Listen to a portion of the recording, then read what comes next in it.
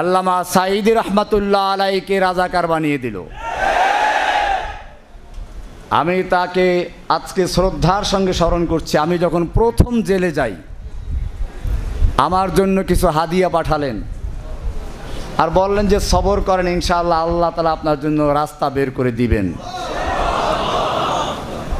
আজকে আমি তার জন্য খাসভাবে দোয়া করছি, আল্লাহ তাআলা যেন তার মাকামকে জান্নাতের আলা মাকামে পরিণত করেন। আমি আপনাদেরকে বলছি, আমাকে যখন পুরস্কার নিয়ে যাওয়া হলো, চোখ বাঁধা, হাতে হ্যান্ডকাপ লাগানো, আমার মনে হচ্ছিল আমি এই এখনই পাখি যেমন উড়াল দেওয়ার আগে হালকা হয়ে যায়, বিমান যেমন আকাশে উড়ে হালকা হয়ে যায়, এখনই উঠবে, ঠিক তেমনি ভাবে আমি আল্লাহর কাছে এক্ষুনি চলে যাবো। যাওয়ার জন্য দিচ্ছিলাম, কেন করে না করি, দেরি সহ্য হচ্ছে না, এমন একটা আশা নিয়ে অপেক্ষা করছিলাম।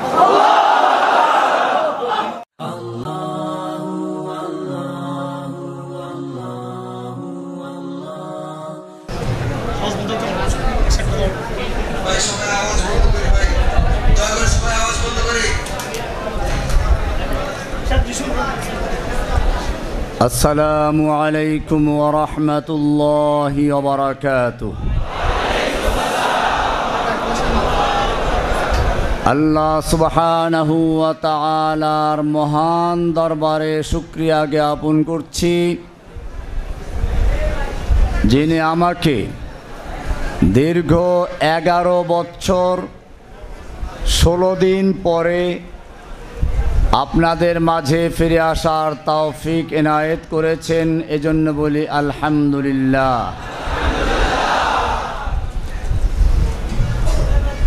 ইমামে আবু হানিফা রহমতুল্লাহ আলাই, ইমামে আহমদ বিন হাম্বল রহমতুল্লাহ আলাই, ইমাম ইবনে তাইমিয়া রহমতুল্লাহ আলাই থেকে শুরু করে আমাদের দেওবন্দের বড় বড় আকাবের যারা ছিলেন, এরকম এ পর্যন্ত যারা এই বাংলাদেশে হকের কথা বলেন, তাদের সকলকেই ইউসুফ আলাইহিস সালাতু ওয়াস সালামের সুন্নাত পালন করতে হয়েছে। আমাকে গ্রেপ্তার করা হয়েছিল 2013 সালের 10ই আগস্ট। বিগত সরকারের প্রধানমন্ত্রী তাহাজ্জুদ আদায়কারিনী, হজ ওমরা করে যিনি মাথায় পট্টিও বেঁধেছেন, কোরআন তেলাওয়াত করা ছাড়া যিনি কখনোই সকালে বের হতেন না, ওলামায়ে কেরামদেরকে কারারুদ্ধ করে সব আলেমদেরকে জেলেবদ্ধ করে ইসলামকে ধ্বংস করার যিনি পায়তারা করেছিলেন, যার সম্পর্কে মনে করা হতো অযনানতুম আল্লা ইয়াখরুজু ওয়াযন্নু আন্নাহুম মানিআতুহুম হুসুনুহুম মিনাল্লাহ। আমরাও ধারণা করি নাই যে তার এত সকালে পতন হবে,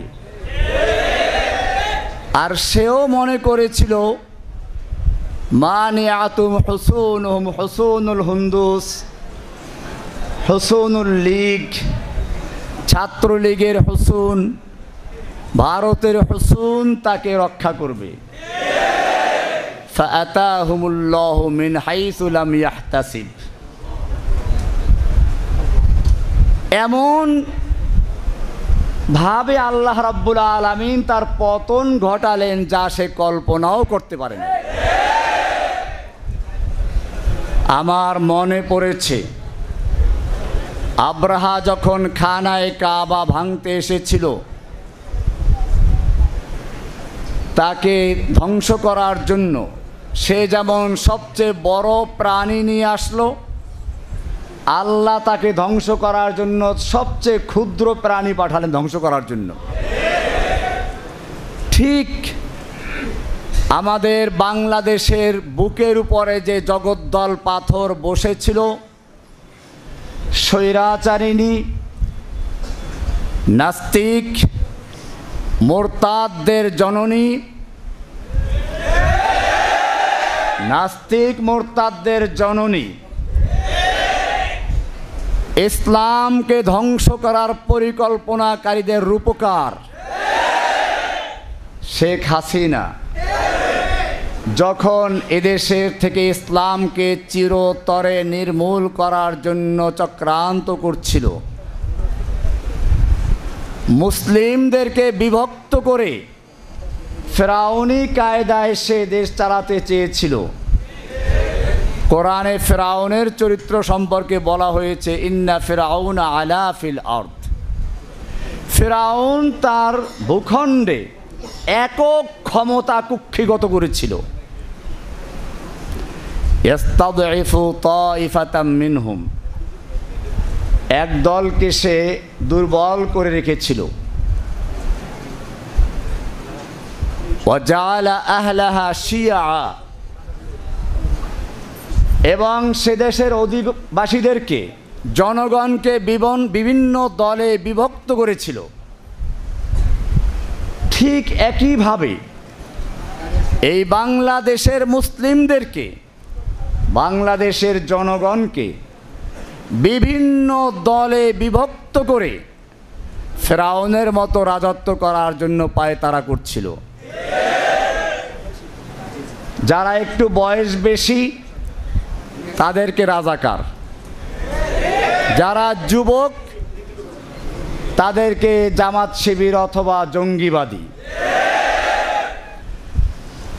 আমি বলছিলাম, এই ফেরাউন যখন বাংলাদেশের বুকে বসে পড়ল, আল্লাহ তাআলা তখন কোনো বড় শক্তি দিয়ে তাকে ধ্বংস করেন নাই, বরং স্কুল কলেজের বাচ্চাদেরকে তার বিরুদ্ধে আবাবিল পাখি হিসাবে প্রেরণ করেছিলেন।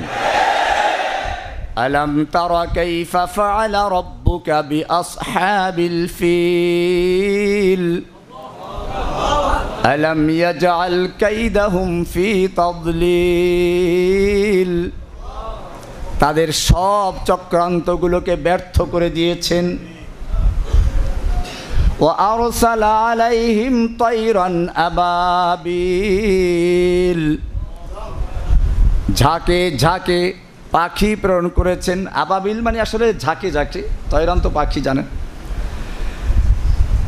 আল্লাহ রব্বুল আলামিন এই পাখি পাঠিয়েছেন স্কুল থেকে, পাখি পাঠিয়েছেন কলেজ থেকে, পাখি পাঠিয়েছেন বিশ্ববিদ্যালয় থেকে, পাখি পাঠিয়েছেন মাদ্রাসার থেকে, আলিয়া থেকে, কওমিয়া থেকে, ডান বাম, আলিয়া, কওমিয়া, স্কুল কলেজ, এমনকি ইংলিশ মিডিয়ামের ছাত্র পর্যন্ত রাস্তায় বের হয়ে এসেছিল। এটাই বর্তমান সময়ের তয়রান আবাবিল। আল্লাহ আর একবার দেখালেন, জা আল হাক্কু ওয়া যাহাকাল বাতিল ইন্নাল বাতিলা কানা যাহুকা। ফিরাউন আয়ে, হামান আয়ে, জালিম জাবির সুলতান আয়ে, সবকো হুই রসওয়াই হাসিল। জা আল হাক্কু ওয়া যাহাকাল বাতিল ইন্নাল বাতিলা কানা যাহুকা। ফিরাউন আয়ে, নওফিল আয়ে, कौआ कादिर नानक आए, कितने कितने शैतान आए, सबको हुई रसवाई हासिल। जाअल हक़ व ज़हक़ल बातिल इन्नल बातिल काना ज़हूक़ा, इन्नल बातिल काना ज़हूक़ा, इन्नल बातिल काना ज़हूक़ा। ধ্বংস করে দিয়েছেন। এটা আল্লাহর নুসরত। আমি ধন্যবাদ জানাই আজকের এই প্রজন্মের যুবকদেরকে, স্কুল কলেজ মাদ্রাসা ইউনিভার্সিটি আলিয়া কওমিয়া সহ সকল ছাত্র জনতা ওলামায়ে কেরামদেরকে আমি ধন্যবাদ জানাই যে তারা ঐক্যবদ্ধ হয়ে মাঠে অবতরণ করেছিলেন।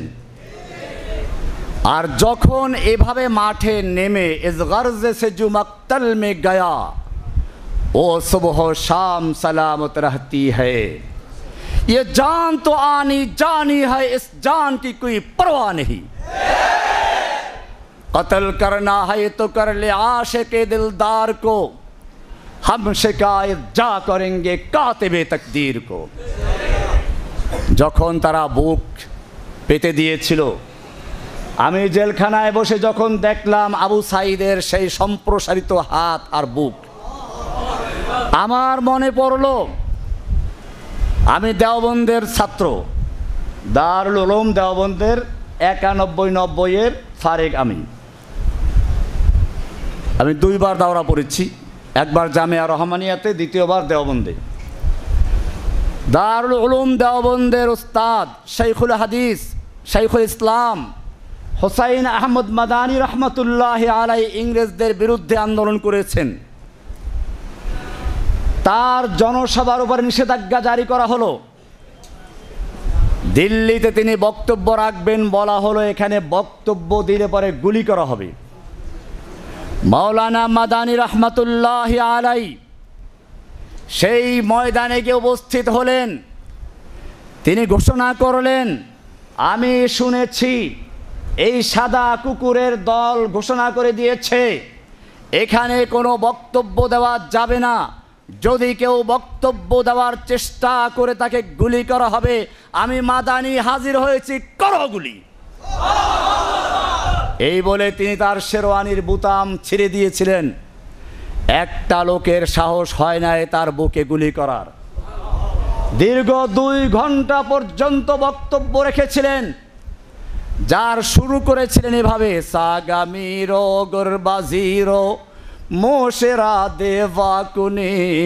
সাগামিরো, সাগ আমির ফার্সি শব্দ, সাগ আমিরো গরবাজিরো, গরবা উজির, মোশেরা দেওয়াকুনি।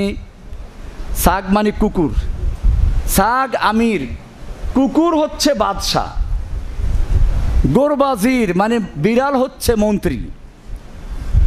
কুকুর বাদশাহ, বিড়াল মন্ত্রী। এমপি কারা? ইঁদুর। সাগ আমিরো গরবাজিরো মোশেরা দেওয়াকুনি, ইচনি আরকানে দৌলত মুলকেরা বেরাকুনি। এই ধরনের যেখানে সংসদ বসে, যে সংসদের প্রধানমন্ত্রী হচ্ছে কুকুর, মন্ত্রীগুলো হচ্ছে বিড়াল, এমপিগুলো হচ্ছে ইঁদুর, সেই সংসদ থেকে কোনো কল্যাণ আসতে পারে না, সেই সংসদ জাতিকে ধ্বংস করতে পারে।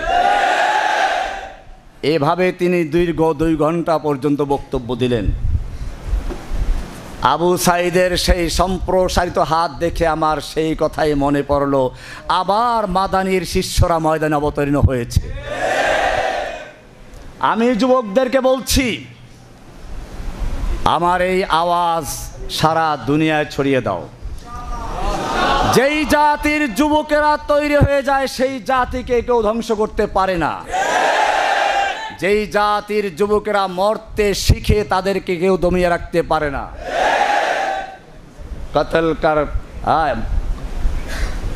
কতলে হুসাইন দর হकीकत मुर्गे यजीद है, कत्ले हुसैन दर हकीकत मुर्गे यजीद है, इस्लाम जिंदा होता है हर करबला के बाद।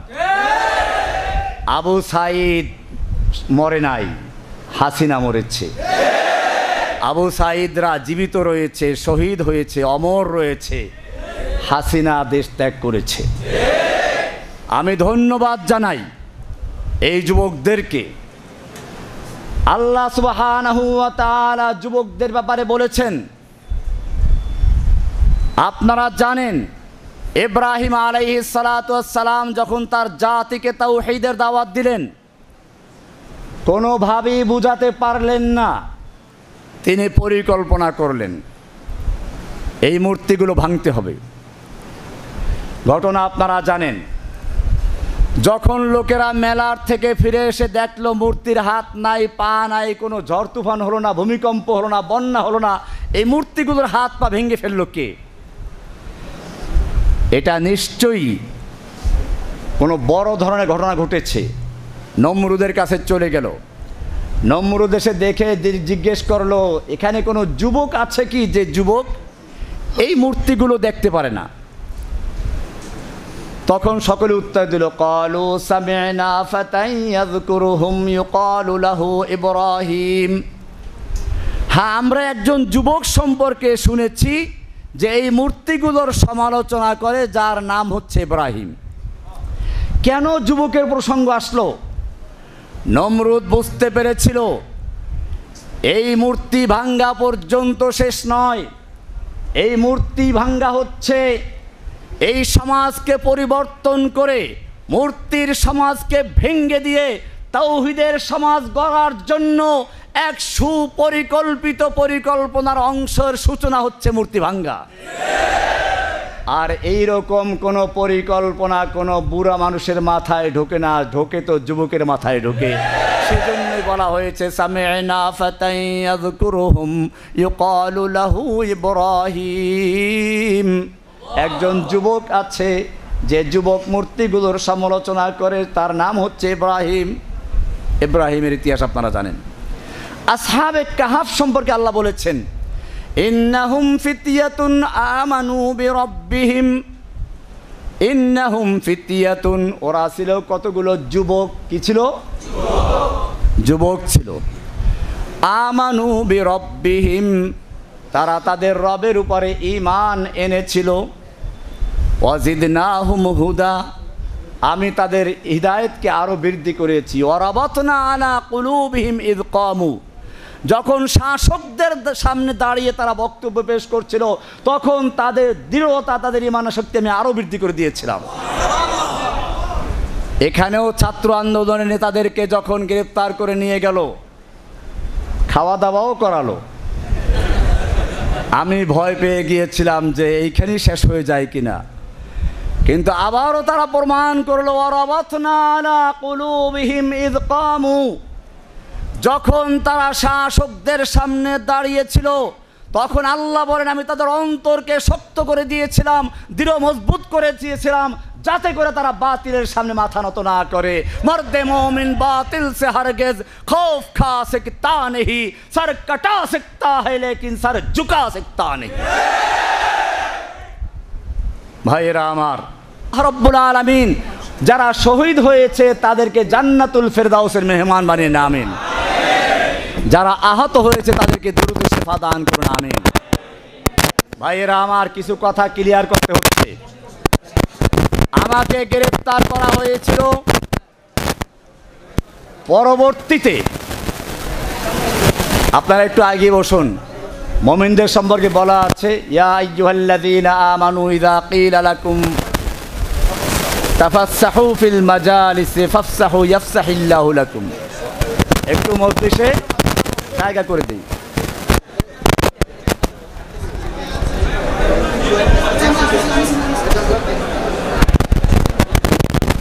আমরা কথা না বলি। আমাকে গ্রেফতার করা হয়েছিল কেন, আজকে আপনাদের ভালো করে বুঝতে হবে। আমি কোনো দলের লিডার ছিলাম না, দলের সদস্য ছিলাম না। সাংবাদিক ভাইদেরকে বলছি, আপনারা বিগত সরকারের পেটুয়া বাহিনী, পুলিশের মিথ্যা বিভ্রান্তকর কথা শুনে হয়তো ভুল করেছেন। আমি আমার পিছনে আপনারা যা করেছেন আজকে এই ময়দানে ঘোষণা করছি, সব ক্ষমা করে দিলাম। এখন আপনাদের ভালো করে বুঝতে হবে, জসিমউদ্দিন রহমানী কোনো জঙ্গি অথবা অন্য কোনো দলের সদস্য নয়, নেতা নয়, গুরু নয়, আধ্যাত্মিক নেতাও নয়। এমনকি যেই দলের নামে তাকে বলা হচ্ছে আনসারুল্লাহ বাংলা টিমের আধ্যাত্মিক নেতা, গুরু, আবার কি যেন অন্য কি যেন বলে, আনসারুল্লাহ বাংলা টিম নামে বাংলাদেশে কোনো দল আছে বলে আমি গ্রেফতারের আগ পর্যন্ত কানেও শুনি নাই। এজন্য আপনাদেরকে প্রমাণ দিচ্ছি, একজন লোক যদি কোনো দল করে আর সে যদি লেখক হয়, অবশ্যই কোনো না কোনো সূত্র ধরে ওই দলের নামটা নিয়ে আসবে। সে যদি খতিব বক্তা হয়, অবশ্যই কোনো না কোনো সূত্র ধরে সেই দলের প্রতি সমর্থন জানাবে, আহ্বান জানাবে। যদি সে ব্যক্তি কোনো উস্তাদ ও শিক্ষক হয়, অবশ্যই তার ছাত্রদের মাঝে সে ওই দলের নাম প্রচার করবে, আহ্বান জানাবে, সমর্থন করবে। সে যদি একজন দায়ী হয়, অবশ্যই সে এটা দাওয়াত দিবে। আমি একজন লেখক, আমি একজন বক্তা, আমি একজন ইমাম ও খতিব, আমি একজন উস্তাদ। আমি আপনাদের সাংবাদিক ভাইদেরকে বলবো, কোনো হাসিনার পুলিশের কথায় কান না দিয়ে আমার বইগুলো তন্ন তন্ন করে তালাশ করুন, কোনো জায়গায় আনসারুল্লাহ বাংলা টিম নামে কোনো দলের নাম আছে কিনা। আপনারা আমার বক্তব্যগুলো সারা বিশ্বে রেকর্ড ছড়ানো আছে, সব বক্তব্যগুলো শুনুন। আনসারুল্লাহ বাংলা টিম নামে কোনো দলের নাম আপনারা যদি প্রমাণ করতে পারেন, আমি বক্তব্য ছেড়ে দিব। আপনারা আমার মসজিদে গিয়ে দেখুন, মাদ্রাসায় গিয়ে দেখুন, কোনো ছাত্র শিক্ষককে অথবা কোনো মুসল্লিকে আমি এরকম কোনো দলের কথা বলেছি, আহ্বান করেছি, সমর্থন করেছি? যদি প্রমাণ করতে পারেন, তাহলে জসিমউদ্দিন রহমানীকে জেলে নয়, উন্মুক্ত জায়গায় ক্রেন এনে তার সঙ্গে ঝুলিয়ে তাকে ফাঁসিতে মৃত্যুদণ্ড দিয়ে কার্যকর করবেন। আর যদি প্রমাণ করতে না পারেন, অনুরোধ করছি আজকের থেকে জসিমউদ্দিন রহমানীকে আনসারুল্লাহ বাংলা টিমের প্রধান, আধ্যাত্মিক নেতা, গুরু ইত্যাদি বলা ক্ষান্ত করবেন। আর যদি ক্ষান্ত না করেন, তাহলে বাংলার জনগণ আপনাদেরকে উচিত শিক্ষা দিয়ে ছাড়বে ইনশাআল্লাহ।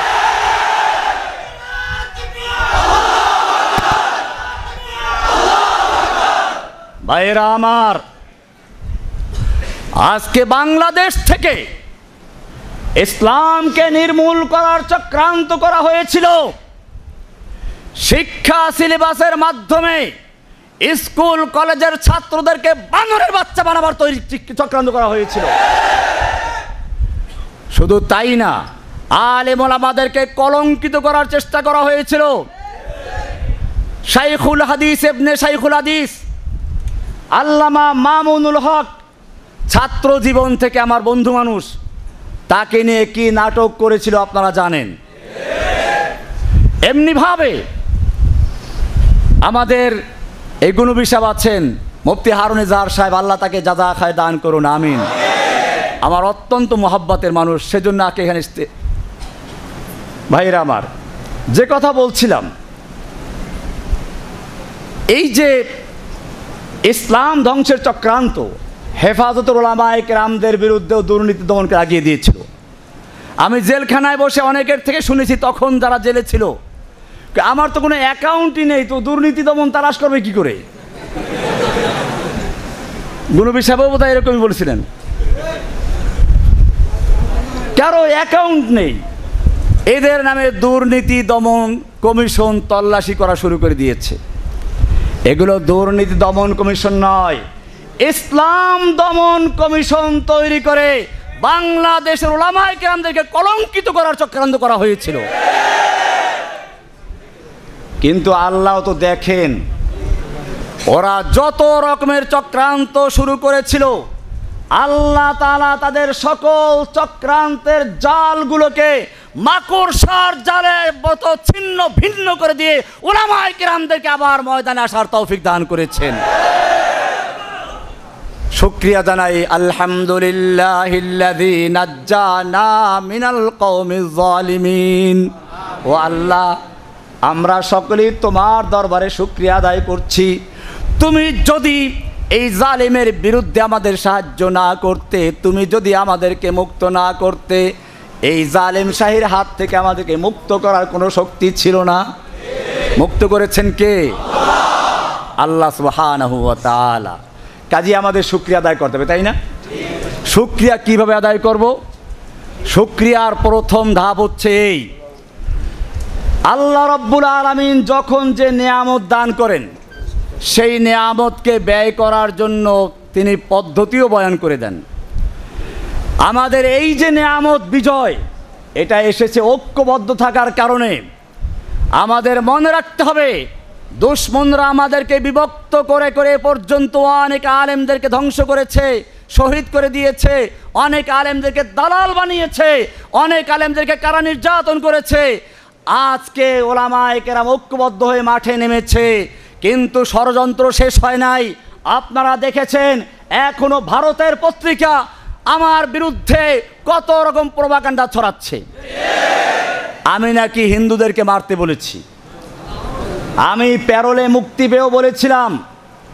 আমার বড় বোনের জানাজার জন্য আমাকে 3 ঘন্টার জন্য মুক্ত করা হয়েছিল।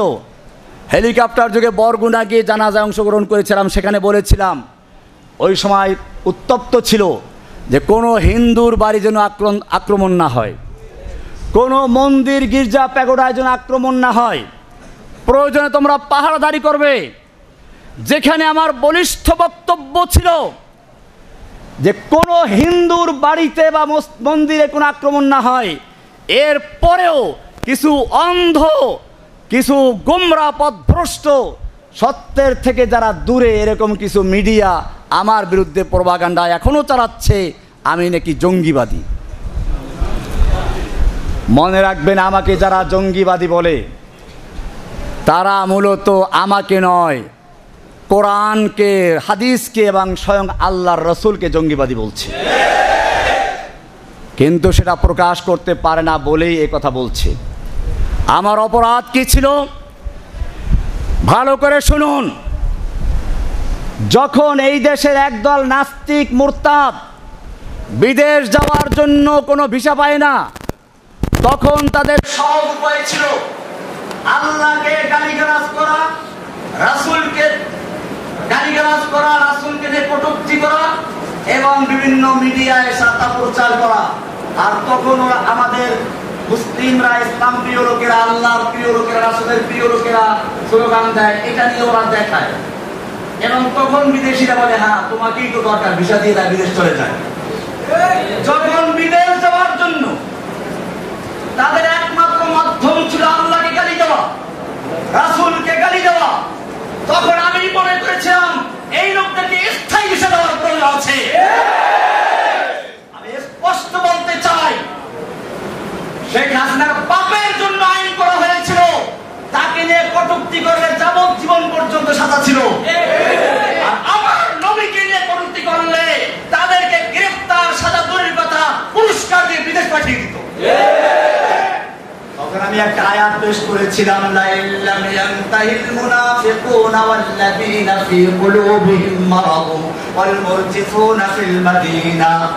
আল্লাহ বলছেন, যদি মুনাফিকরা এবং যাদের অন্তরে নেফাকের রোগ আছে তারা, ইসলাম বিদ্বেষীরা, ইসলাম বিদ্বেষের মুনাফিক তাকেই বলেছে, তাহলে এটা কোন রোগ? এই রোগ হচ্ছে ইসলামের বিদ্বেষের রোগ, ইসলামের বিরোধিতার রোগ।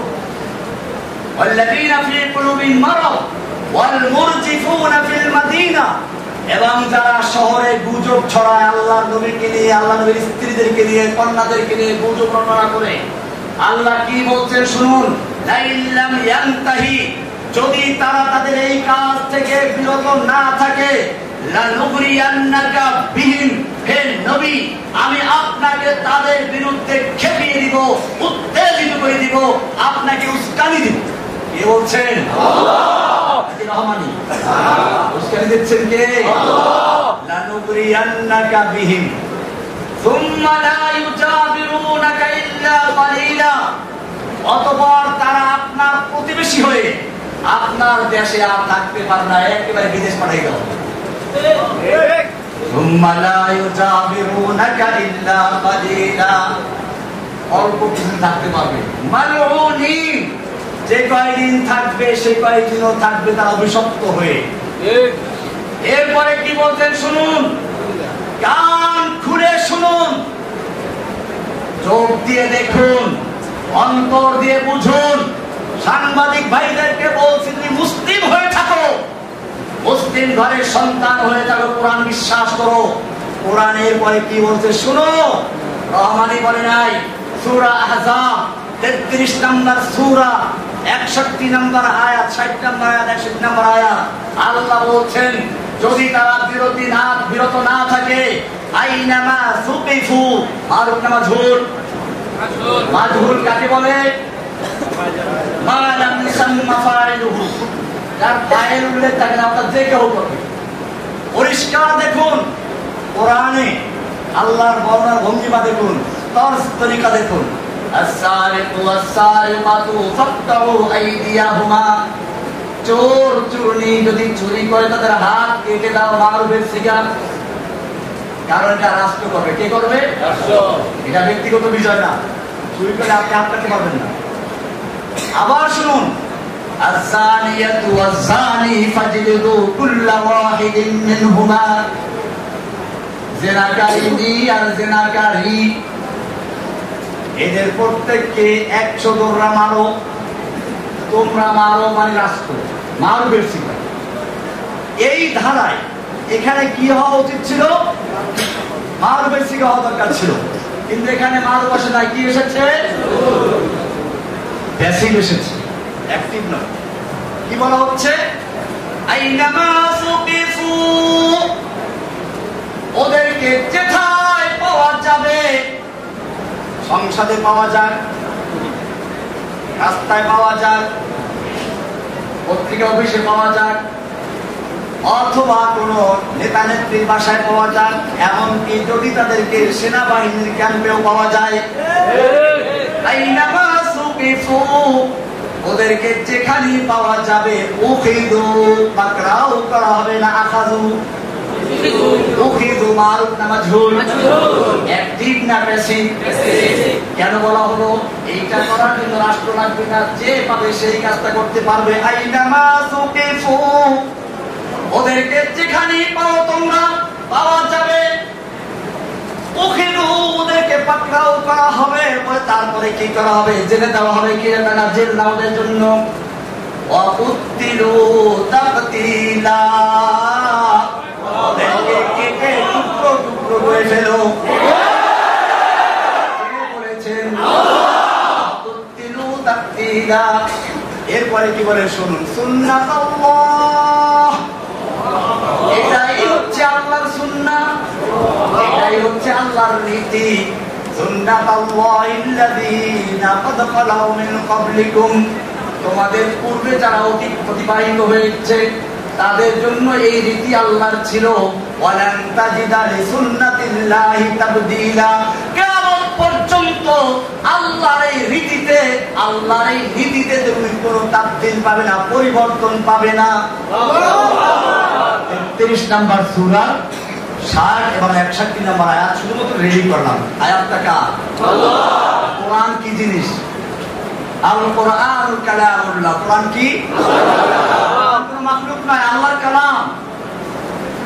সুতরাং আল্লাহ নিজে বলছেন, আমি শুধুমাত্র এই আয়াতটা রেডি করেছিলাম, তারপরও পরিষ্কার আমি কোনো দল গঠন করি নাই, আমি কাউকে মারতে বলি নাই, আমি আয়াতটা শুনিয়ে দিয়েছি, এর উপরে বলে লিখেছি।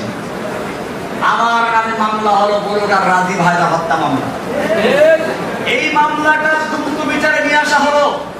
সাংবাদিক ভাইয়ের উদ্দেশ্যে বলছি, ভালো করে শুনুন। ওই মামলার রায় হয়েছিল 2015 সালের 31শে ডিসেম্বর। ডিসেম্বর মাসে জজ কোর্ট বন্ধ থাকে, কিন্তু আমাদের ওই কোর্ট খোলা ছিল। সারা দিন ব্যাপী কোর্ট চলতো, সন্ধ্যার সময় কোর্ট চলেছে। এরপরে রায় দেওয়া হলো। ওই রায়ের 285 রায়ের কপি 285 নম্বর পৃষ্ঠায় স্পষ্ট লেখা আছে, এই মামলার আসামি তখন ওই যে শাহবাগের আন্দোলনকে কেন্দ্র করে আমাদেরকে শিবির বলা হয়েছিল, জামাত বলা হয়েছিল। দেখে এগুলো পায় না, পরে আনসারুল্লাহ বানানো হলো। ওইখানে লেখা আছে রায়ের কপিতে, এই আসামিগণ এমনকি দিয়ে লিখেছে আমার কথা, জসিমউদ্দিন রহমানীকে যদিও শিবির অথবা আনসারুল্লাহ বাংলা কেন্দ্রের আধ্যাত্মিক নেতা, গুরু ইত্যাদি বলা হয়েছে, কিন্তু এটা রাষ্ট্রপক্ষ প্রমাণ করতে সম্পূর্ণ ব্যর্থ হয়েছে। জজ কোর্ট থেকে কপিটা বের করুন, সাংবাদিকদেরকে বলছি, বের করে দেখুন সেখানে কি লেখা আছে। আদালতের রায়ের মাধ্যমে স্পষ্ট হয়েছে রহমানি কোনো দলের সাথে সম্পৃক্ত নয়। সুতরাং আপনারা যদি এর পরেও আমাকে এইভাবে দেখেন, আদালত অবমাননার জন্য আপনারা দায়ী থাকবেন এবং সেজন্য আইনি ব্যবস্থা না হতে পারে। কাজেই এই বিষয়গুলো স্পষ্ট করতে হবে। আল্লাহ এবং আল্লাহর রাসূলকে নিয়ে যদি কোনো ব্যক্তি কটূক্তি করে, অবমাননা করে, আল্লাহর কোরআনের বিরুদ্ধে কথা বলে, মনে রাখবেন এই বাংলার জমিনে তাদের থাকার কোনো ইচ্ছা নাই। ইচ্ছা হলো বিদেশ যাওয়া, বিদেশ যাওয়ার জন্য তারা এগুলো করে। কাজে আমি বলছি না বাংলাদেশের তাওহীদি জনতা জেগেছে, ওদেরকে একবারে চিরস্থায়ী বিদেশ পাঠিয়ে দেবে। ভাইয়েরা আমার, আজকে আমাদের মনে রাখতে হবে, এই জাগরণকে ধরে রাখতে হবে। এরপরে যদি কোনো চক্রান্ত শুরু হয়, আজকে যেভাবে ওলামায়ে কেরাম, তলাবায়ে ইলম, স্কুলের ছাত্র, মাদ্রাসার ছাত্র, তাওহীদি জনতা একাত্র হয়ে ময়দানে নেমেছিল, ঠিক এই ঐক্যবদ্ধতাকে ধরে রাখতে হবে। কিয়ামত পর্যন্ত যদি আমরা এরকম থাকতে, ইসলামকে কেউ ধ্বংস করতে পারবে না ইনশাআল্লাহ। আমাদের সাথে প্রথম কাজ হচ্ছে ঐক্যবদ্ধ থাকা। 2 নম্বর কাজ হচ্ছে এই চেতনাকে, হাসিনা যেমন একটা চেতনা তৈরি করেছিল, আমাদেরও চেতনা তৈরি করতে হবে। আমি মূলত আসলে কোন দলের সদস্য ছিলেন, এটাই বাস্তব। আমার কি কাজ ছিল, আমি যখন দেখলাম গণজাগরণ মঞ্চ তৈরি করলো এবং তারা সারা বাংলাদেশে একটা জাগরণ তৈরি করার চেষ্টা করলো, যদিও তাদের স্লোগান ছিল রাজাকার বিরোধী, কিন্তু এই রাজাকার বিরোধিতার আড়ালে ছিল ইসলাম বিরোধিতা, ইসলামের বিরুদ্ধে চেতনা তৈরি করা। তখন আমার ইচ্ছা ছিল বাংলাদেশে ওই গণজাগরণকারীদের বিরুদ্ধে একটা তাওহীদের জাগরণ তৈরি করা। এই জাগরণ নিয়ে মাঠে নেমেছিলাম এবং আলহামদুলিল্লাহ আজকে দেখতে পাচ্ছি, আমি যদিও সে সময় শুরু করেছিলাম, আজকে বাংলাদেশের যে প্রান্তে যাই, এখনো যাওয়ার সুযোগ হয় না, শুধু কয়েকটা মসজিদে চিকিৎসার জন্য গেছি, নামাজ পড়ার জন্য। যে মসজিদেই যাই, কোনো ঘোষণা নাই, কিচ্ছু নাই, দেখেই বলে যে আরে ভবন সেবা আসছে। মানে হচ্ছে যেই জাগরণের স্বপ্ন দেখেছিলাম 2013 সালে, আল্লাহ রাব্বুল আলামিন আমাকে জেলে রেখে সেই জাগরণকে বাংলার ঘরে ঘরে পৌঁছে দিয়েছে।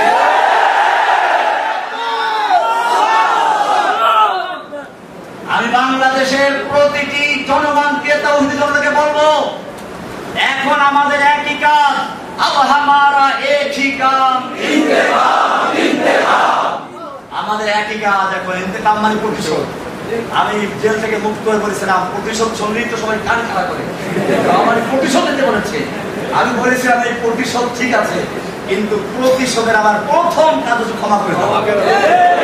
যেমন আজকে এখানে আমি বলেছি যে সাংবাদিক ভাইয়েরা বিগত সরকারের চাপে পড়ে হোক অথবা শিখানো মিথ্যা হোক আমার বিরুদ্ধে অপপ্রচার করেছে, আমি তাদেরকে ক্ষমা করে দিয়েছি। আল্লাহর রাসূল সাল্লাল্লাহু আলাইহি ওয়াসাল্লাম আমাদের শিক্ষা দিয়েছেন, আমাদের প্রতিশোধটা এভাবেই হয়, ক্ষমার চেয়ে কোনো বড় প্রতিশোধ নেই। রাসূলুল্লাহ সাল্লাল্লাহু আলাইহি ওয়াসাল্লাম যখন মক্কা বিজয় করলেন, 10,000 তরবারি তার ইশারার অপেক্ষায় আছে। একটু যদি বলেন যে খালি মক্কার কুফরদের শেষ করে দাও, সব শেষ হয়ে যায়। আল্লাহর নবী জিজ্ঞেস করেছেন, ওহে মক্কার লোকেরা, আজকে তোমরা আমার থেকে কেমন আচরণ আশা করছো? মক্কার লোকেরা তো জানে আমরা কারা। মক্কার লোকেরা জানে তারাই ওই লোকগুলো যারা রাসূল সাল্লাল্লাহু আলাইহি ওয়াসাল্লামকে হত্যা করার জন্য ঘেরাও করেছিল। তারা ওই লোকগুলো যারা বেলালকে দুপুরে রোদ্রে চিৎ করে শুয়ে রেখে উপরে পাথর চাপা দিয়ে রেখেছিল। তারা ওই লোকগুলো যারা বেলাল রাদিয়াল্লাহু তাআলা আনহুকে নির্যাতন করলো, সুমাইয়া রাদিয়াল্লাহু তাআলা আনহাকে রক্তাক্ত বর্ষা দিয়ে আঘাত করে হত্যা করেছিল।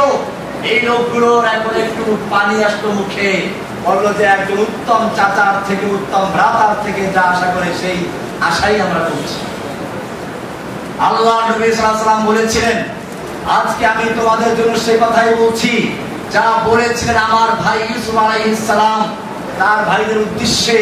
যখন তার ভাইয়েরা তার হাতে ধরা পড়লো, তার কাছে আসলো, তখন তিনি যা বলেছে আজকে তাই বলছি, লা তাসরিবা আলাইকুমুল ইয়াউম, আজকে তোমাদের বিরুদ্ধে আমার কোনো ক্ষোভ নেই, কোনো প্রতিশোধ নেওয়ার ইচ্ছা নেই। ইযহাবু আনতুম তুলাকা, তোমরা সব যাও, তোমাদের সকলকে আমি আম ক্ষমা ঘোষণা করলাম, সাধারণ ক্ষমা ঘোষণা করলাম। এটার নাম হচ্ছে প্রতিশোধ।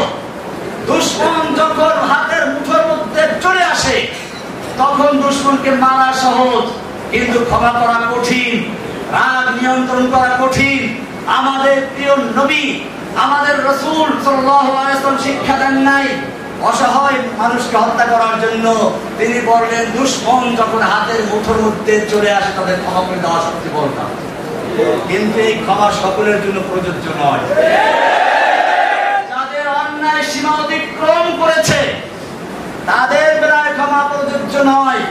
আল্লাহর নবী সাল্লাল্লাহু আলাইহি ওয়াসাল্লাম সেই মক্কা বিজয়ের মহান ক্ষমার দিবসে 13-14 জন বা আরো কিছু কম বেশি লোককে ক্ষমা মাফ করলেন না, তাদেরকে ক্ষমার বাইরে রাখলেন। অবশ্য তাদের অনেকেই পরে ইসলাম কবুল করেছে।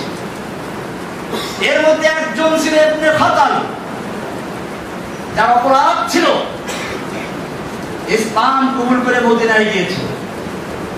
পরে সে আসলে ছিল মুনাফিক, মক্কায় চলে আসলো, দুটো দাসী কিনে আল্লাহর নবীর বিরুদ্ধে সমালোচনামূলক গান গাওয়া, নর্তকী, কনসার্ট করত। আল্লাহর নবী সাল্লাল্লাহু আলাইহি ওয়াসাল্লাম ইবনে খাতাল সম্পর্কে বললেন যে তাকে ক্ষমা করা হবে না। আল্লাহর নবী এখনো লোহার টুপিটা খোলেন নাই, মাথায় এখনো লোহার অস্ত্রটা, লোহার সেই হেলমেট বা লোহার পোশাকটা আছে। এর মধ্যে একজন এসে বলল, ইয়া রাসূলুল্লাহ, ইন্না ইবনা খাতাল মুতাআল্লিকুন বিআস্তারিল কাবা। ওই যে ইবনে খাতাল, যাকে ক্ষমা করা হয় না, শুধু কাবার গিলাফ ধরে আছে। আর কাবা সম্পর্কে কোরআনে বলা আছে ওমান দাখালাহু কানা আমিনা। শুধু কাবা নয়, কাবার যে হেরেমের সীমানা, হারামের সীমানা, এই সীমানার মধ্যে যে প্রবেশ করবে সেই নিরাপদ থাকবে। এই তো কাবার গিলাফ ধরে আছে, একে কি করবে? আল্লাহর নবী সাল্লাল্লাহু আলাইহি ওয়াসাল্লাম বললেন, এই ইবনে খাতাল কাবার হারামের ভিতরে নয়, তওয়াফের জায়গায় নয়, কাবার গিলাফ ধরে ঝুলে থাকলে তাকে ওখানে হত্যা করে দাও। এভাবে আজকেও যারা জেনে বুঝে ইচ্ছা করে আমাদের সেই কচি কচি ছাত্রদের বুকে গুলি চালিয়েছে, যারা নিরস্ত্র আবু সাঈদের বুকে গুলি চালিয়েছে, তাদের যদি ক্ষমা করা হয় তাহলে ইতিহাস আমাদের ক্ষমা করবে না। তারা নেচে নেচে গুলি করেছে, নিরস্ত্র যুবকদের, ছাত্রদের বুকে গুলি করেছে, অসহায় মানুষদের বুকে গুলি করেছে, তাদের জন্য কোনো ক্ষমা করা হবে না। তাদের প্রাপ্য কোরআন এবং সুন্নাহর দাওয়াত পৌঁছে না যাবে।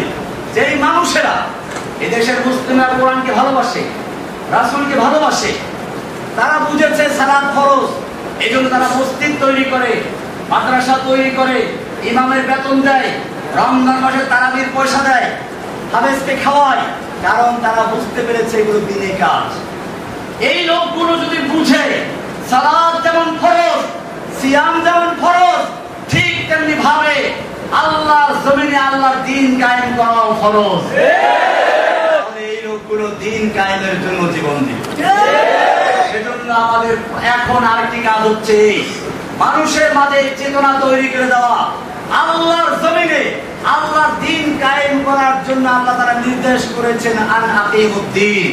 সব নবীদের প্রতি একই নির্দেশ ছিল, আমাদের প্রতি একই নির্দেশ। আমাদের নবীর প্রতি বিশেষ নির্দেশ হলো ওয়াল্লাযী আরসালা রাসূলাহু বিল হুদা ওয়া দীনিল হক লিইয়ুযহিরাহু আলাদ দীনি কুল্লিহি।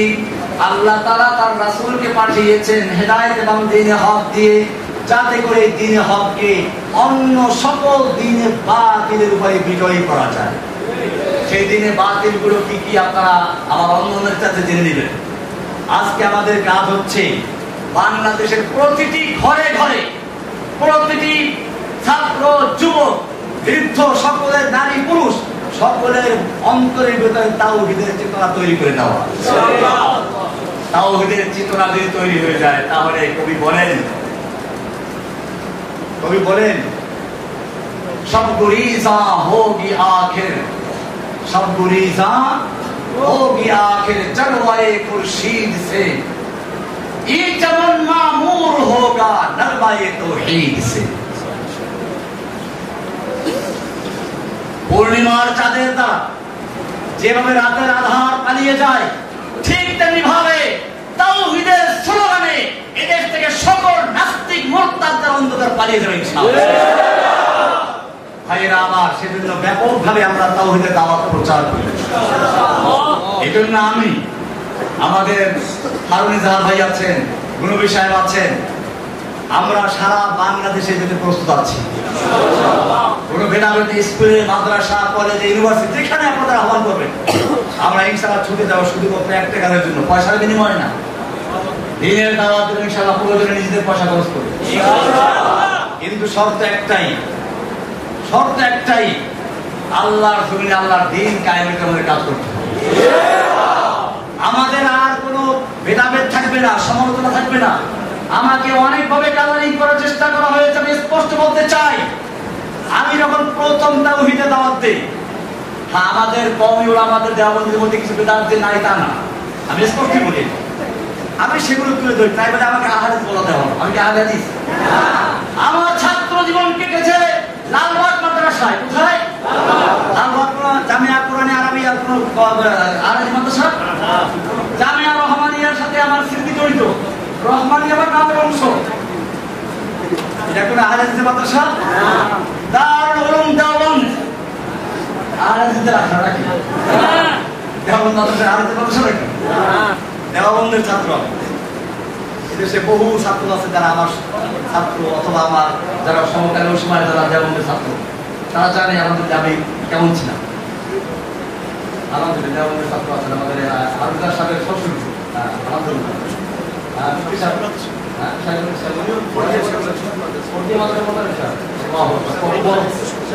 আমার তো আসলে আজকে দেখেন, আপনি নামাজ পড়তে গিয়ে মনে করি আমার এমন তো দুর্বল আছি, তারপর জেল থেকে আসার দুর্বল কথাবার্তা ভুলে যাই, কেন মনে হচ্ছে। আর সবচেয়ে বড় কথা হচ্ছে, এইরকম বুজুর্গদের সামনে, বিশেষ করে আমার সেই দেওবন্দের আকারে আমার এখানে বসা। দেওবন্দ মাদ্রাসার জন্মই হয়েছিল আন্দোলন করার জন্য।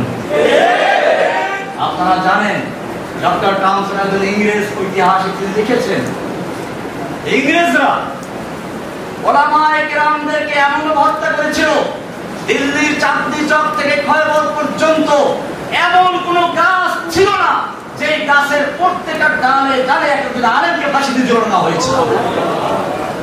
ওলামায়ে কেরামদেরকে মালটার দিবে দিবান্ত করা হয়েছিল, কিন্তু তারপরেও তারা ওই যে আগে কবিতা বললাম ওরকম তারা সিনা টান করে ময়দানে এসেছিলেন। আজকে ভারতবর্ষে, বাংলাদেশ, পাকিস্তান, ইন্ডিয়া, আফগানিস্তান যেখানেই বলেন, ইসলামের যতটুকু আলো দেখা যায় সেটা ওই দেওবন্দের ছাত্রদের দ্বারাই হয়েছে। সুতরাং वाकिफ तो है इस राज से ये तार रसन भी, वाकिफ तो है इस राज से ये तार रसन भी, हर दौर में तकमील वफा हमसे हुई है, हर दौर में तकमील वफा हमसे हुई है। যুগে যুগে যখনই বাতিল এসেছে, ওলামায়ে দেওবন্দ, ওলামায়ে হক্কানি, ওলামায়ে রব্বানি তারা ময়দানে ঝাঁপিয়ে পড়েছে। বাতিল এসেছিল, গণজাগরণ মঞ্চের নাম ধরে হক নেমেছিল, ওলামায়ে দেওবন্দ নেমেছিল ছাত্র আন্দোলনের মাধ্যমে। বাতিল এসেছিল নরেন্দ্র মোদীর রূপ ধরে, হক এসেছিল কওমি মাদ্রাসা ওলামায়ে কেরামদের নেতৃত্বে ব্রাহ্মণবাড়িয়া থেকে, হাটাজারি থেকে কওমি মাদ্রাসার স্বরূপ ধারণ করে। সুতরাং বাতিল যখনই এসেছে, ওলামায়ে হক্কানি, ওলামায়ে রব্বানি, ওলামায়ে দেওবন্দ বাজারে ঝাঁপিয়ে পড়েছে। আমি তো তাদেরই একজন সন্তান। আল্লামা আজিজুল হক রাহমাতুল্লাহি আলাইহি, বাংলাদেশের প্রসিদ্ধ শাইখুল হাদিস। শাইখুল হাদিস তো আমরা অনেকেই আছি, কিন্তু এক কথায় শাইখুল হাদিস বলতে কাকে বোঝায়? আল মুতলাকু ইযা উতলিকা, তারপরে কি? ইরাদু বিহি আল ফারদুল কামিল। মান হুয়া আল ফারদুল কামিল? যদি শুধু বলা হয় শাইখুল হাদিস, তার কাকে বোঝায়? দুনিয়া থেকে চলে গেলে কত বছর হয়ে গেছে, এখন পর্যন্ত কি আছে তার নাম? যেহেতু আছে আল্লামা শাইখুল হাদিস রাহমাতুল্লাহ আলাইহিকে দেখতাম যখনই কোনো এরকম অনিসলামিক কোনো কার্যকলাপ শুরু হয়ে গেছে, তিনি বলতেন আবু বকর রাদিয়াল্লাহু সেই মহান উক্তি, আয়ান কুসুদ্দিন ওয়া আনা হাই, দ্বীনের সামান্য ক্ষতি হবে আর আমি জীবিত থাকবো, এটা হতে পারে। তিনি ময়দানে ঝাঁপিয়ে পড়েছেন, তিনি বারবার জেলে গিয়েছেন, নির্যাতিত হয়েছেন। আমি তো তার ছাত্র, আল্লামা আজিজুল সাহেবের ছাত্র, মুফতি আমিনুর ছাত্র, আমি লালবাগের ছাত্র, অনেক কথা জানে না, আমি তাদের আমাদের লালবাগ থেকে শুরু করে আমাদের থেকে শেষ, দাওরা শেষ করে তারপরে দেওবন্দে গেছি। ভাইরা আমার, তাহলে কেন আমাকে কালামি করা হলো? আমি আপনাদের সাথে স্পষ্ট বলি, আমার বক্তব্যের কিছু ভাষা করা হয়ে যেত, এই ভাষার কারণে হয়তো ওলামায়ের আমার কথা একটু কষ্ট পেয়েছেন। আমি আজকের এই লালখান বাজার মাদ্রাসা থেকে বলছি, আমার কথায় যদি কেউ কষ্ট পেয়ে থাকে, বিশেষ করে আমার কওমি অন্ধ ওলামায়ে না, আমি তাদের কাছে পরামর্শ পৌঁছাচ্ছি। আমি আপনাদের সন্তান, আমি আপনাদের বাচ্চা। খেতে যে নামে তার পায়ে কাদা লাগে, আমি খেতে নেমেছিলাম, কাদা লেগেছিল কিছু, সেই কাদাগুলো ধুয়ে মুছে পরিষ্কার করে আপনাদের খেদমতে এসেছি। ইনশাআল্লাহ বাকি জীবনটুকু যেন ওলামায়ে দেওবন্দ, ওলামায়ে হক্কানি, ওলামায়ে রব্বানি তাদের সাথে থেকে ইসলামের বিজয় দেখিয়ে যেতে পারি, সেজন্য আপনাকে দোয়া কামনা করছি। এখন আমার একই কাজ, লিউযহিরাহু আলা দ্বীনে, সকল দ্বীনে বাতিলের উপরে দ্বীনে হককে বিজয়ী করার জন্য বাংলাদেশের প্রান্তে প্রান্তে ছুটে যাওয়ার ইচ্ছা আছে ইনশাআল্লাহ। ইনশাআল্লাহ এই শাইখুল ইসলাম ইনশাআল্লাহ আমাদের সাথে থাকবে। আমরা মাঝ বয়সীরা না, আমাদের সঙ্গে এই বৃদ্ধরা থাকবেন, যুবকরা থাকবেন। জেনে রাখবেন, কোন একটা বিপ্লব যদি তৈরি হতে হয়, যুবকের রক্ত, মুরব্বীদের পরামর্শ, ধনীদের অর্থ, বললাম আবার শোনেন, ওসমানদের অর্থ, ওসমান গনির অর্থ, আলীর মতো যুবকদের শক্তি, আর আবু বকরের মতো মুরব্বীদের ছায়া। এই তিনটার সমন্বয় যখন ঘটে তখন বিজয় আসে ইনশাআল্লাহ। এখন থেকে আমি ধন্যবাদ জানাই আমাদের হারুন সাহেবের আব্বা মুফতি ইজহারুল ইসলাম চৌধুরী সাহেবকে। আপনারা অনেকেই হয়তো দূরের তারা চেনেন না। আমি যখন হারুন সাহেবের নামও শুনি না, তখন ওনার নাম আমি শুনেছি। এই বাংলাদেশে ইসলামের জন্য যারাই কাজ করেছেন সবাই বলতেন আমরা লালখান বাজার মাদ্রাসায় মুফতি ইজহারুল ইসলাম চৌধুরী সাহেবের কাছ থেকে ওনার ওখানে আছি। সুতরাং আমার মনে হচ্ছে আজকের এখান থেকে যেভাবে আমি দেখতেছি, যুবকদের ভাইদের দেখতে পাচ্ছি, আমি আশাবাদী যেই জাগরণের স্বপ্ন দেখেছিলাম 2013 সালে, ওদের গণজাগরণ মঞ্চের জবাব দেওয়ার জন্য ঝাড়ু দিয়ে পিটালে চলবে না, অন্ধকার দূর করতে হলে আলোর মশাল জ্বালাতে হবে। সেজন্য গণজাগরণ মঞ্চের অন্ধকার দূর করার জন্য তাওহীদের আলোর মশাল নিয়ে ময়দানে নেমেছিলাম। আজকে আমি লালখান বাজারে দেখতে পাচ্ছি সেই মশাল জ্বলতে জ্বলতে ওদের কলিজা এবং আগুন লাগিয়ে দিয়েছে।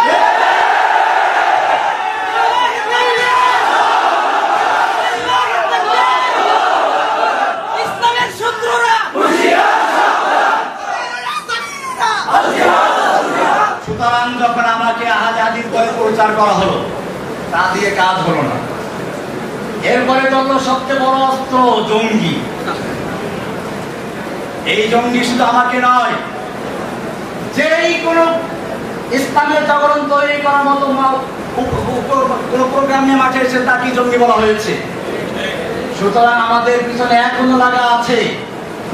এখন থেকে যদি আমাকে বা অন্য কাউকে, যে কোনো আলেমকে যদি কোনো তকমা দেওয়া হয়, যদি কোনো রকম মত দেওয়া হয়, সেটা হোক মামুনুল হক, হোক হারুন ইজহার, হোক জসিমুদ্দিন রহমানি, হোক গুনবী, হোক আলী হাসান শামা, হোক রবিউল ইসলাম মাদানী, এরকম আরো যাদের নাম না জানা আছে, আপনারা প্রত্যেকটা আলেমের পক্ষে ঢাল হয়ে ইনশাআল্লাহ তাদের কথা বলবেন।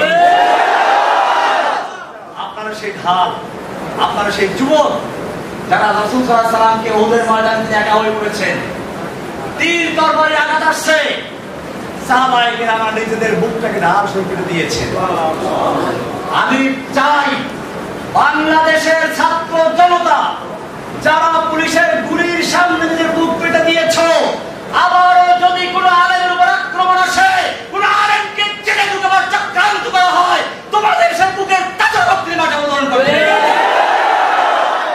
अब हमारा एक ही काम, এই ময়দানে যদি অবতরণ হন, জেনে রাখবেন তারা মরে না। हुसैन दर हकीकत मर्गे जीद है, इस्लाम जिंदा होता है সুতরাং কোন বাতিলের রক্তচক্ষুকে ভয় না পেয়ে আমাকে দুইবার পুরস্কার দেওয়া হয়েছে। আমি জেলখানা দুইটার পথে চাচ্ছি না, ওটা আমার মধ্যে আল্লাহ মধ্যে থাকবে। কিন্তু আমার সবচেয়ে বাধা লেগেছিল, আপনাদের শোনা দরকার এটা। আমাকে বলা হয় রহমান সাহেব কথা তো অনেক বলেছেন, অনেক শক্তি দেখিয়েছেন, আল্লাহ আপনাকে দেখে না, আল্লাহ ব্যস্ত আছে। কোরআনে কথা শুনেন কি বলে, শোনেন নাউযুবিল্লাহ, পরে বলে শোনেন কি বলে। তারা বলতে চায় কোরআনে ওই যে ইয়াসআলু মান ফিস সামাওয়াতি ওয়াল আরদি কুল্লা ইয়াউমিন হুয়া ফি শান, ওই যে আল্লাহ তো এখন ব্যস্ত আছে, সারাদিনটা ব্যস্ত হয়েছে। আল্লাহ তো এখন ব্যস্ত আছে, আল্লাহ আমাদেরকে ছেড়ে দিচ্ছেন ধরবো, যখন ধরবে তখন বুঝবে। এখন তো আমরা আপনাকে ধরছি, এখন আমরা যা করি আল্লাহ আমাদের ধরবে না। চিন্তা করেন কোরআন কি কত অপব্যাখ্যা করছে। এটা নিশ্চয়ই কোন শয়তান আমাদেরকে শিক্ষা দিয়েছে। আমি তখন প্রতিবাদ করেছিলাম, এরপরে আমাকে পুরস্কার দেওয়া নিয়ে আমি আপনাদেরকে বলছি, আমাকে যখন পুরস্কার নিয়ে যাওয়া হলো, চোখ বাঁধা, হাতে হ্যান্ডক্যাপ লাগানো, আমার মনে হচ্ছিল আমি এই এখনই পাখি যেমন উড়াল দেওয়ার আগে হালকা হয়ে যায়, বিমান যেমন আকাশে উড়ে হালকা হয়ে যায়, এখনই উঠবে, ঠিক তেমনি ভাবে আমি আল্লাহর কাছে এক্ষুনি চলে যাবো। নামাজ দিচ্ছিলাম, কেন করে না বলি, দেরি সহ্য হচ্ছে না, এমন একটা আশা নিয়ে অপেক্ষা করছিলাম। আমি মনে করি তখন যদি আমাকে গুলি করা হতো, হয়তো আমার মাঝে আর আল্লাহর সাথে সাক্ষাতের মাঝে শুধুমাত্র গুলিটাই ব্যবধান হতো। ভয় পাওয়ার কোনো কারণ নেই, কারণ নেই।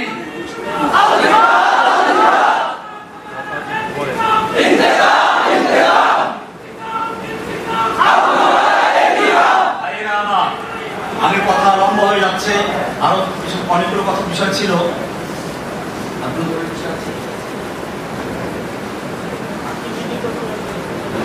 নির্যাতনের বিষয়টা আসলে হচ্ছে কি, দেখেন আল্লাহ তাআলার দ্বীনের পথে যারা যায়, দেখেন পাখি খাতায় পারে না, কেমন পারে, কেমন পারে কি পাখি, যে পাখি দেখতে সুন্দর, গান ভালো। আমি ওই যে মুক্তি আলোচকে কবিতা লিখে পড়েছিলাম, আসলে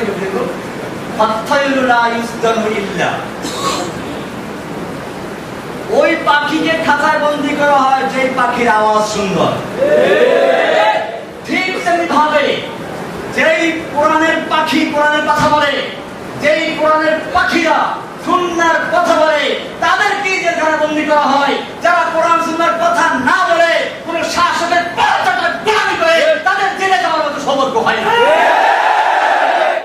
অনেকে মনে করে জেলখানা নাকি যায় কারো বদদোয়ার কারণে। আমি নাকি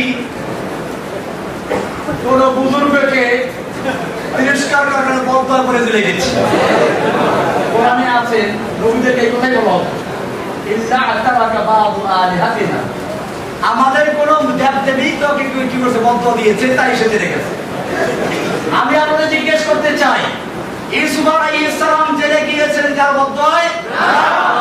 আমাদের রাসূল সাল্লাল্লাহু আলাইহি ওয়াসাল্লামকে 3 বছর পর্যন্ত এই কারাগারের মতো না, এই কারাগারে খাওয়ান দেয়, পানি দেয়। আমাদের নবীকে যে কারাগারে আটকে রাখা হয়েছিল, সেখানে খাবার ছিল না, পানি ছিল না, উত্তপ্ত মরুভূমির বালু ছিল, পাহাড় ছিল। 3 বছর পর্যন্ত সে আমি তলেবে, শুধু আমাদের নবীকে নয়, নবীর পুরো বংশকে সেখানে বন্দী করে রাখা হয়েছিল। কার বদদোয়ায়? ইমাম আবু হানিফা রাহমাতুল্লাহ আলাইহিকে কারাবন্দী করা হয়েছিল। এক riwayate বলা হয় যে উনি জেলখানাতেই মারা গেছেন, আর কথা আসছে না মুক্ত করা হয়েছিল, কিন্তু গৃহবন্দী অবস্থা মারা গেছেন। যে অবস্থায় বন্দী অবস্থা মারা গেছেন, তিনি কার বদদোয়ায় পড়েছিলেন? ইমাম আহমদ বিন হাম্বল রাহমাতুল্লাহ আলাইহিকে কারারুদ্ধ করা হয়েছিল, নির্যাতন করা হয়েছিল। ইমাম ইবনে তাইমিয়ার লাশ কারাগার থেকে উঠেছিল। এই সবাই কি কোনো বুজুর্গকে তিরস্কার করে বদবার খপ্পরে পড়েছিলেন? বরং পরিষ্কার শুনুন, ওই যে বললাম জেলখানায় যেতেও ভাগ্য লাগে। জেলখানা সবার জন্য নয়। কাউয়া কোনোদিন কেউ পারে না। পারে ময়ূর, পারে তোতা পাখি, তার হয়তো রূপ আছে অথবা কি আছে, আছে। যার কোনোটাই নাই তাকে কেউ খাঁচায় বন্দি করে খামাখা খাওয়ান দেয় না। ঠিক তেমনি ভাবে যেই পাখির গলায়, যে আলেমের গলায় কোরআনের আওয়াজ থাকে না, যেই আলেমের গলায় একামতে দ্বীনের কথা থাকে না, যেই আলেমের গলায় নাস্তিক মুরতাদদের বিরুদ্ধে কথা থাকে না, যে আলেমদের গলায় আল্লাহর জমিনে আল্লাহর দ্বীনকে বিজয়ী করার স্বপ্ন থাকে না, সেই আলেমদেরকে জেলখানায় নেওয়ার কোনো প্রয়োজন হয় না। সুতরাং পরিষ্কার হয়ে গেল জেলখানায় যাওয়াটা একটা সৌভাগ্যের ব্যাপার। আপনারা একটু দেখেন না, এখন চোখ খুলে আছে এখানে কারা গেছে বাংলাদেশে। অতীত ইতিহাস দরকার নাই। আর তবে আমাদের আকাবেরদের অনেকেই আছে যাদেরকে জেলে নেয় নাই, ওরা জানে এখানে ভিন্ন ব্যাপার আছে। এই মুরব্বীদেরকে জেলে নিলে, রহমানিকে নিলে তো তারা দেখতে পাচ্ছে তেমন কিছু হয় নাই। এই সমস্ত মুরব্বীদের কাউকে যদি জেলে নেওয়া তো বাংলাদেশের জমিনে আগুন লেগে ঠিক না? আপনাদেরকে মনে রাখবে, সেজন্যই ওলামায়ে কেরামদেরকে তারা নিতে ভয় পেয়েছে। এদেরকে নিয়ে তারা তো আল্লাহ আজমের সাথে নাই। আজমিরা রহমতুল্লাহ আলাইহিকেও জেলে নিয়েছিল, মুফতি আমিনকে থাকতে হয়েছে। এরকম ভাবে আমাদের বর্তমানে অতীতের, নিকট অতীতের যারা আকাবে তাদের জেল খাটতে হয়েছে। সুতরাং মনে রাখতে হবে আমরা তাদেরই সন্তান। উলাইকা আবাই ফাজিনি বিমিসলিহিম, উলাইকা আবাই, এরাই হচ্ছে আমাদের পিতৃপুরুষ আব্বা। কারা? আমাদের আব্বা ইমাম আবু হানিফা রাহমাতুল্লাহ আলাইহি, আমাদের আব্বা কে ইমাম আহমদ বিন হাম্বল রাহমাতুল্লাহ আলাইহি, আমাদের আব্বা ইমাম ইবনে তাইমিয়া রাহমাতুল্লাহ আলাইহি, আমাদের আব্বা হুসাইন আহমদ মাদানী, কাসিম নানতুবি, মাহমুদ হাসান দাওবন্দি রাহমাতুল্লাহ আলাইহি মাজমাইন, আমাদের আব্বা আল্লাহ আজিজুল হক রাহমাতুল্লাহ আলাইহি, আমাদের আব্বা আমিন রাহমাতুল্লাহ আলাইহি, আমাদের আব্বা আপনাদের কি নাম জানো? আজিজুল ওস্তাদ বসে আছেন, হ্যাঁ, মুফতি ইজহারুল ইসলাম চৌধুরী, মুফতি হাবিবুর রহমান কাসিম,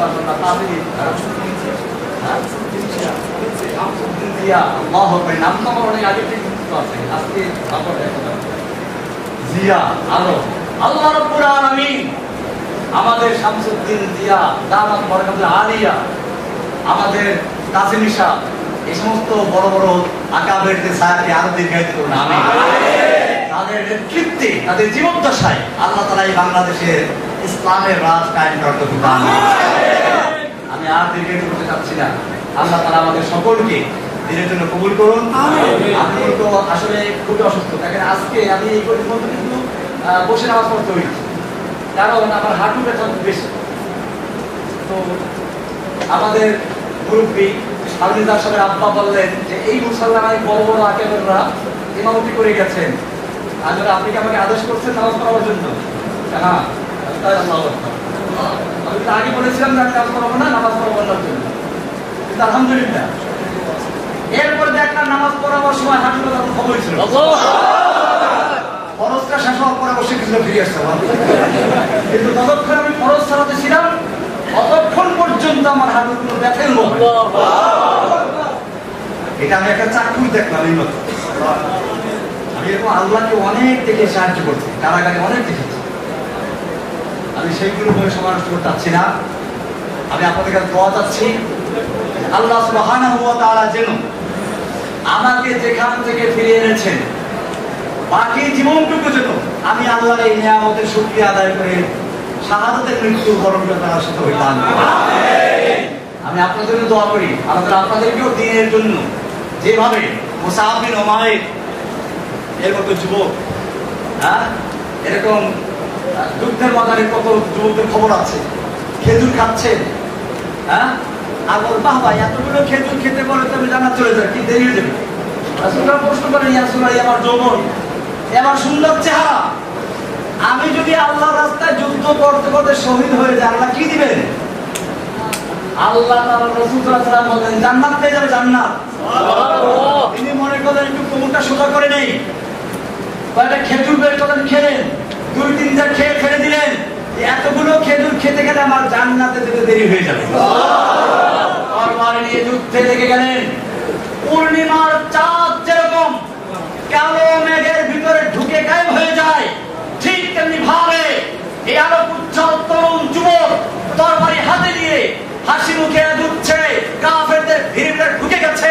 সাহাবায়ে কেরাম বলেন, যুবক কোথায় যাচ্ছ? তুমি তো কাফেরদের ভিড়ে ঢুকে গেছো, ফিরে আসো। তিনি বলছেন, না, আমাকে যেতে দাও। তার ঠোঁটে রক্ত, মাথায় রক্ত, রক্ত ঝরছে, ঠোঁটে হাসি আছে, আমাকে যেতে দাও। আমি উহুদ পাহাড়ের দিক থেকে জান্নাতের সুগন্ধি পাচ্ছি। যুদ্ধ করতে করতে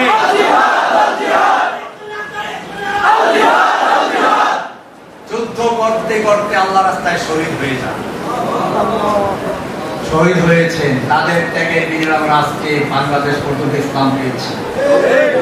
ভাইয়েরা আমার, একটা বিল্ডিং দাঁড়ায়, নিচে ফাউন্ডেশন থাকে, কেউ তা দেখে না, শুধুমাত্র বিল্ডিংটাই দেখে।